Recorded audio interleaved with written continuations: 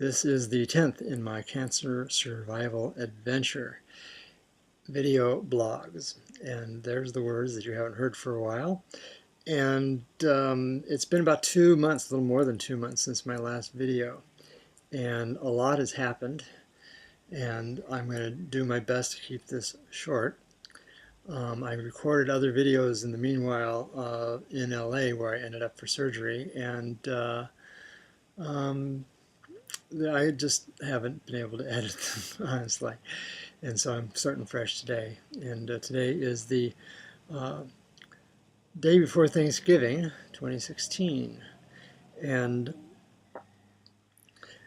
when I got to LA, things did not go as expected.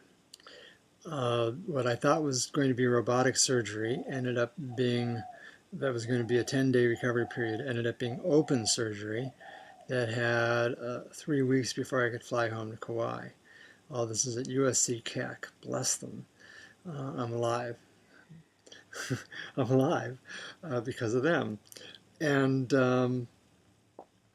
at least, you know, their technical expertise, plus all of your prayers and energy healings, remote and distant, and even sometimes in my presence. Thank you. And, you know, whatever I've been able to do to bring light in this very skinny body. I mean, look at how skinny I am. And I'm once again a skinny mini me, and here's briefly how I got here and where I am now.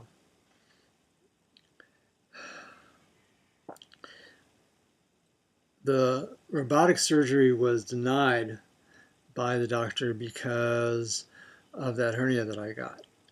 Indirectly, because it made him look closer at whether or not I could handle robotic surgery. And he concluded after about 5 minutes of examining my belly that I was still not recovered from my surgery last February.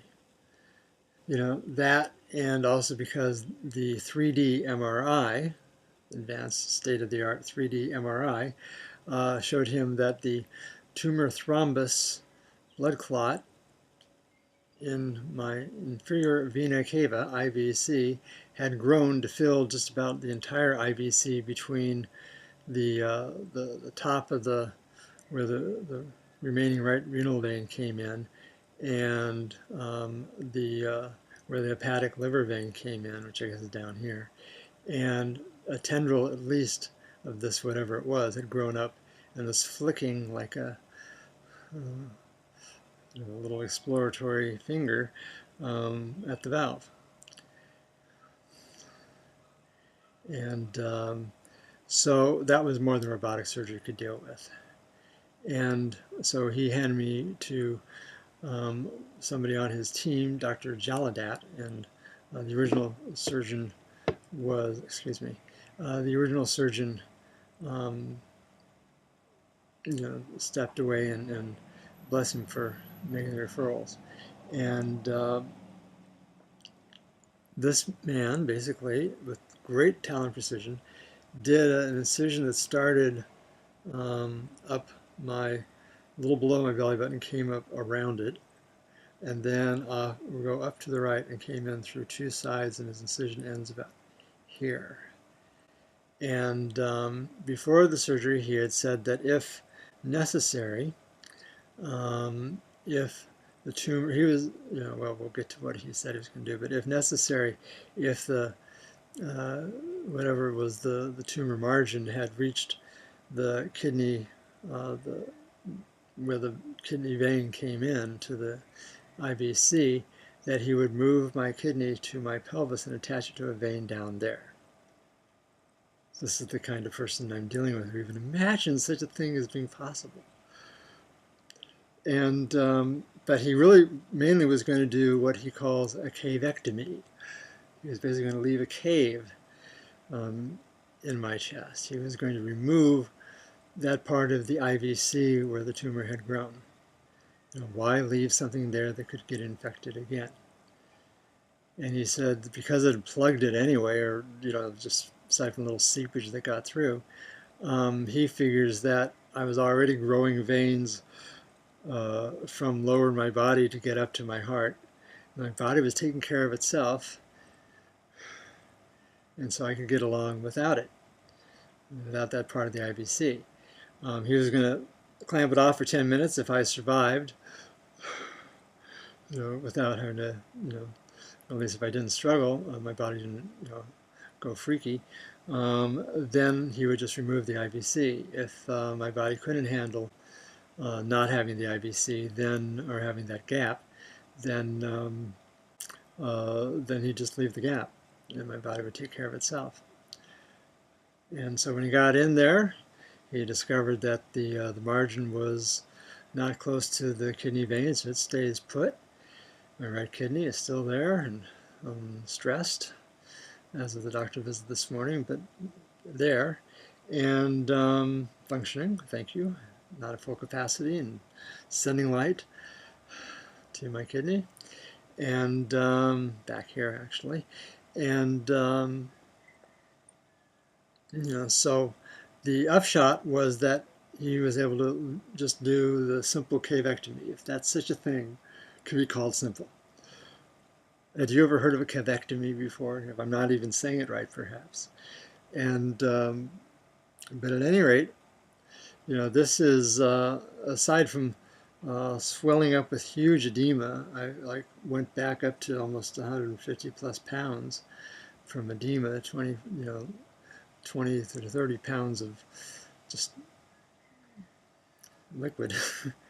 And but it went away and is in a permanent condition and disappeared within a few days after we got home in early October. And I've pretty much been on the mend and dealing with pain from incision and 2 broken ribs.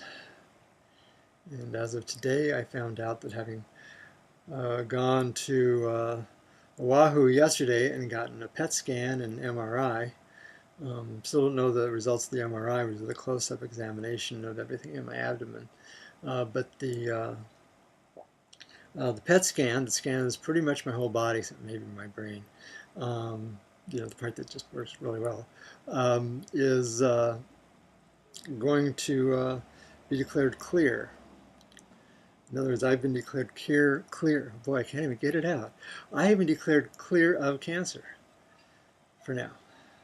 And we'll come back and check in 3 months. And this is on the eve of Thanksgiving. And a piece of me is still a little cautious, oh, what if? And I have to own that I am,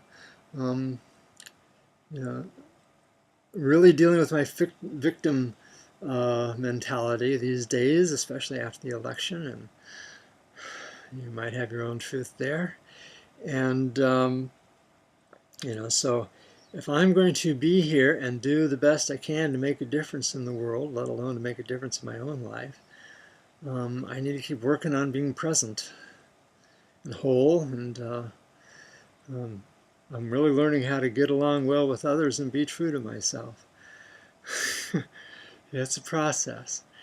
And so that's where I am. And I wish you a happy Thanksgiving. Over the weekend recorded a Thanksgiving song that was based on a poem I wrote in 1985, and it seems really apt for the news that I got today. And if you listen, you might well appreciate what I'm saying. So just stay on YouTube, and the channel of whatever comes through continues.